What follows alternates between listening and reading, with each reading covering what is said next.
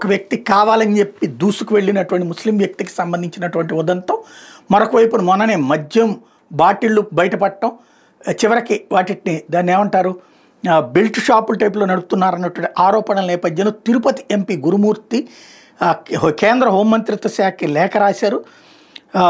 తిరుమలలో పటిష్ట భద్రతా చర్యలు అమలు చేయడంలో టీటీడీ ఘోరంగా విఫలమైందని విమర్శించారు. జనవరి 8న వైకుంఠ ఏకాదశి సందర్భంగా తిరుమలలో జరిగిన తొక్కిసలాట తిరుపతిలో జరిగిన తొక్కిసలాట మీద విచారణ జరపాలని డిమాండ్ చేశారు. తిరుమలలోని భద్రతా లోపాలతో పాటు పలు అంశాల మీద ఆయన ఈ లేఖ రాశారు. జనవరి 8న తిరుపతిలో జరిగిన తొక్కిసలాట్లో 6 ప్రాణాలు కోల్పోతే అనంతపురం దిద్దుబాటు చర్యలు చేపట్టడంలో టీటీడీ పూర్తిగా విఫలమైంది. తిరుమలలోని అన్నదానం క్యూలో తొక్కిసలాట వంటి పరిస్థితి.